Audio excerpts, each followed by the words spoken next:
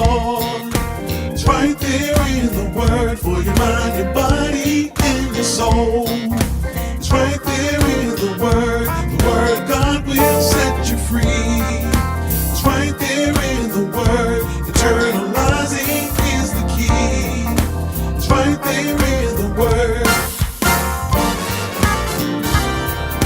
It's right there in the Word. It's right there in the Word. It's right there in the Word. Good afternoon, and welcome to another installment of There's a Word for That, the weekly word presentation as part of the Hymns by Phil Carter Fellowship. I'm Pastor Cynthia Turner Wood, and I am delighted that you tuned in today. Pray along with me. Speak, Lord, for your servants are listening. Amen. Psalm 3 and 2 reads, "Many say of me, God will not deliver him. But you, O Lord, are a shield around me, my glory, and the one who lifts my head." The lifter of my head. Today's word is lifter. One of the most bitter afflictions we can ever face in life is the belief that our situation is so bad that not even God can help us. And on the flip side, one of the joys of knowing God is the assurance that regardless of what tragedy befalls us, God is with us. David pens these words of this psalm during one of the lowest moments of his life, as a reminder that when the worst comes to worst and the bottom drops out and all hell breaks loose, God is a lifter of our heads. Even when we reach the point where we feel defeated and can't go on, God is still a lifter of our heads. It should not be lost on us the timing of this writing. This is David, not the king on the velvety throne of comfort, but the betrayed leader on the run with rocks for pillows, a fugitive father running for his life from his son who set out to kill him. With his head bowed low in desperation, picture David's anguish in this crushing scene. His body is bent because his dejected and vengeful son Absalom was going after his crown, so he was out to kill him out of a rebellious spirit. His shoulders are sloped from the weight of his enemies and the turning of some of his trusted allies and citizens who were all out to get him. And his head was bowed in shame and embarrassment because of all of this was public knowledge. None of it was held in the household. You know how we say what happens in this house stays in this house? No. David's business was out in the street.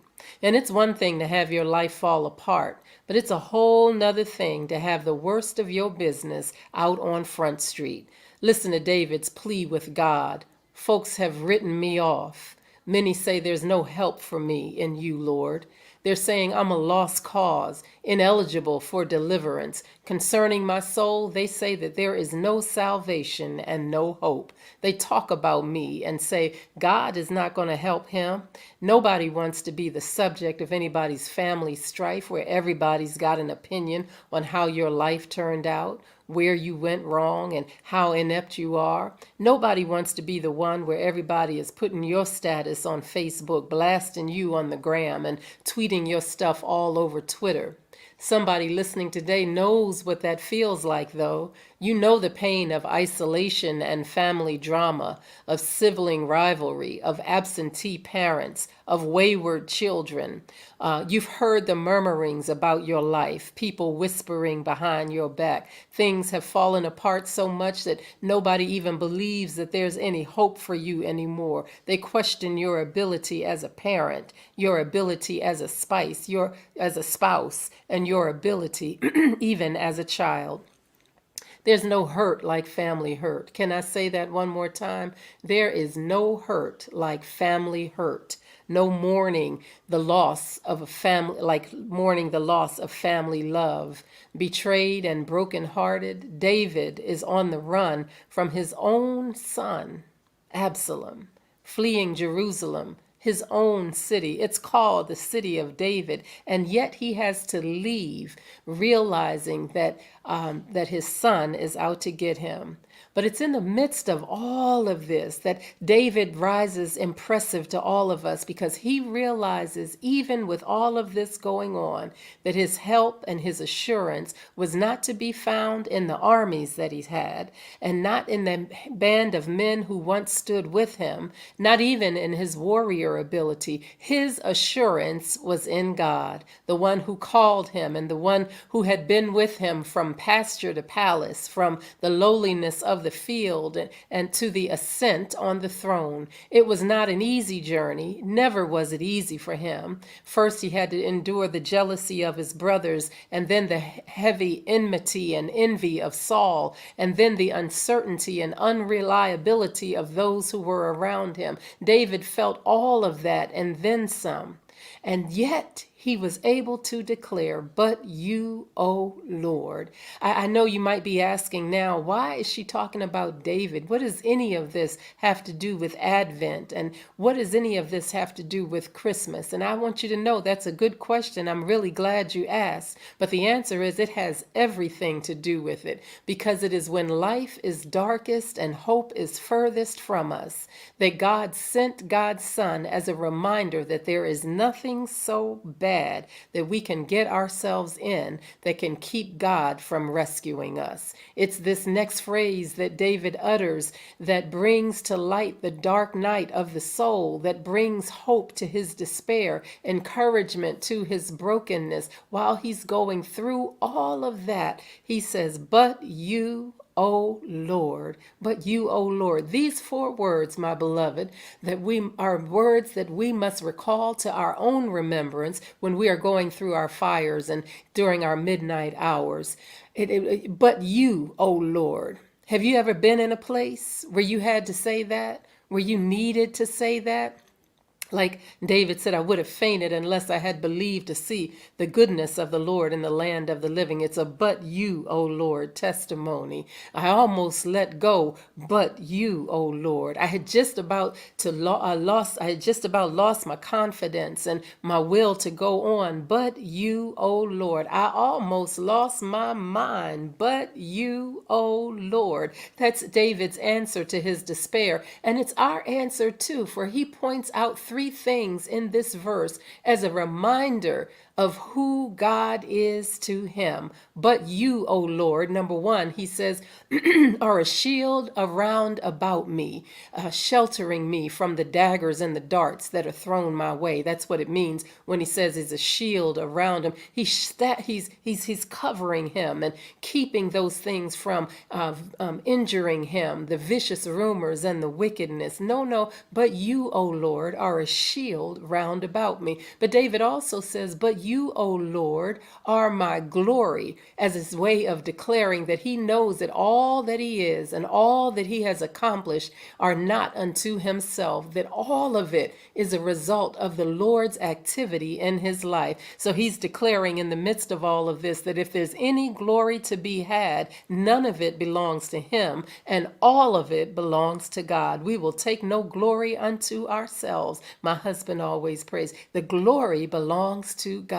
But here's the part that I love. Not only does he declare that God is a shield, and not only does he declare that God is his glory, David says this in the midst of the worst time in his life: "But you, O Lord, are the lifter of my head." At a time when he could not have been lower, could not have reached a deeper bottom in his life than the one that he was in, sorrow and shame and regret. And yet in the midst of it all, he cries out to the Lord, "You are the lifter of my head." And I just came to let somebody know today that God is in the head lifting business, that God is a heavy lifter. As a matter of fact, when David had reached that place of irreconcilable sorrow, God sent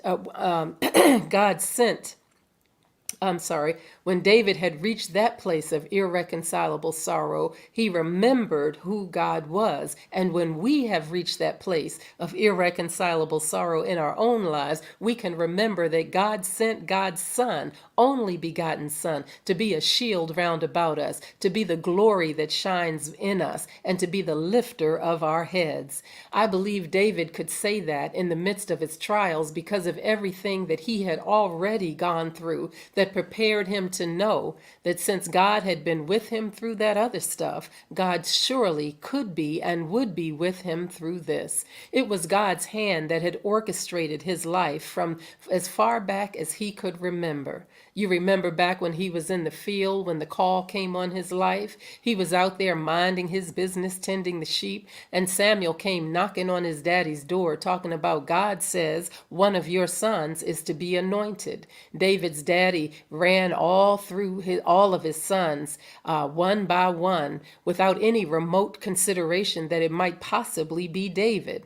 But when the oil failed to pour on any of them, Samuel said, well, is that all? There must be somebody else. Something's wrong here. Is this all your sons? And Jesse was about to say, yeah, it is pretty much. That's all of them. I mean, there's that ruddy boy out there in the field, the one who's tending the sheep. And Jesse said, well, bring him in. But I'm sorry, Samuel said, bring him in. But then Jesse said, yeah, but I don't really think it's him. I mean, that's my baby boy. And he's just a sheep. He's going to be having the stench of the field on him. I don't really believe it's him. But sure enough, they brought him in and he knelt down. And when he knelt down, the oil flowed over his life. His life had been like that all of his life. He was the underdog, the underestimated one. Nobody expected him to be the one to defeat Goliath. Nobody expected him to be the anointed successor to succeed Saul. And yet God said otherwise.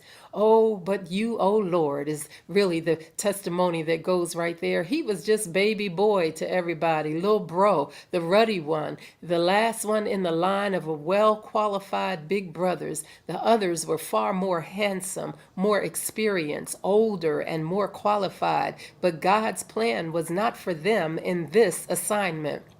For man looks at the outward appearance, but God looks at the heart. And I need you to know, my sisters and brothers, that God's call comes to the least of these when we least expect it, giving us a but you, O Lord, testimony, so that even though the world might discount you, God can raise you up. Even though the world may not see anything, signs of greatness in you, God can bring about that which the world cannot see. I want to encourage you this afternoon not to focus too much on the rejection, because somehow I believe it was those rejections that helped stake David's faith deeper in God. It was all of those underestimations that prepared him for what he was facing right now. He grew up outside and apart from others. He knew what it was to go it alone. He knew what it was to not feel like he fit in.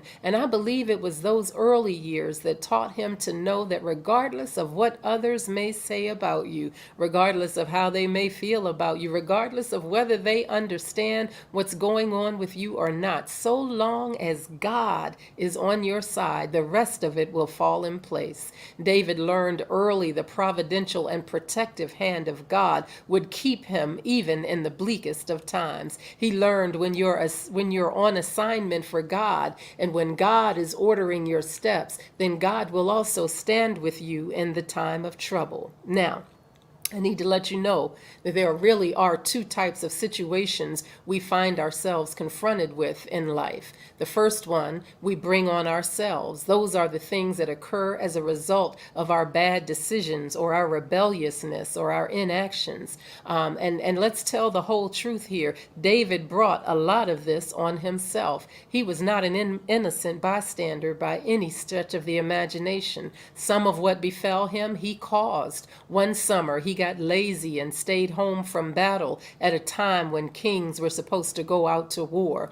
He abducted Bathsheba and raped her while her husband was out in battle, found out she was pregnant, and then sent her husband to the front lines and had him killed. Then he married her. He was a horrible husband to Saul's daughter, Michal, and he was a worse father to his children. He ignored it when one of his sons raped one of his daughters and did nothing to address the situation. He took wives he had no business taking. It's no surprise his head was hung low. He made some bad choices. But I also want you to know that there are times in life when things happen to us that we have no control over. They're just the circumstances of life that go wrong. When you finally get the recognition and the promotion on your job, but then your spouse starts cutting up. You get the business going with some consistency and making a profit, and the family starts wilding out. Your friends start showing signs of jealousy. You got the degree you worked so hard for, but now you can't find any sustainable work in your field. And to that, add to that the pandemic and all of its complications. Maybe you've been in tough spots where the opposition was so great and the battles are so hard that you've even begun to wonder within yourself whether God has written you off. But I came by to let you know that whatever the case, whether it happened because of or whether it happened to us, because of something we did wrong or to us because of life circumstances, I need to let you know that hardship is not necessarily an indication that you've done something wrong, nor is it a sign that God has taken God's hands off of you. Sometimes God uses our bowed down head tragedies and redeems our hardship situations to strengthen us for what's up ahead, for building up our faith muscles to trust God more, and for opening our eyes with unequivocal clarity that there are some things in life that are setups for those four words, but you, O Lord. It's where we declare that we will not be able to get through this thing on our own. It will not be by our own hands or our own reasoning. Instead, it will require the aiding and abetting of a God who is the lifter up of our heads. You see, the reason David could declare this in the midst of all of the deep despair that he was going through is because he recalled his history with the Lord. Before he had ever had to run from his son, he had to run from his king. This is the king who once loved him as his own son. This King Saul, who took him in and raised him up for a time, but who eventually turned on him and tried to kill him. Before he fled the betrayal of his son Absalom, he fled the disloyalty of his father figure Saul. Listen to the pain of David's words. Many say of me that God will not deliver me. But David does not stop there, because he knows it's not what they say that matters. It's who God is and has been in his life that really matters. That's why he can so quickly and assuredly place his faith in the one who is the lifter of his head. That's really all that's all I got to bring for you today. Don't get sidetracked by what they say or what they did. Put your trust in the one who is able to lift our head, lift your head. Another favorite of David's Psalms is 27, where he declares again that his faith is in God. And now shall my head be lifted up above my enemies round about me, and I will offer in his tent sacrifices of praise. Yea, I will sing praises unto my God. It is in the deepest of nights the joy is greatest when we see the new light of hope. Thank you, Lord, for coming through the night to be the lifter of our heads. This is the word of God for the people of God, and we do give thanks unto God. I'm Pastor Cynthia Turner Wood. I'll see you next week for another installment of There's a Word for That. Thank you for listening.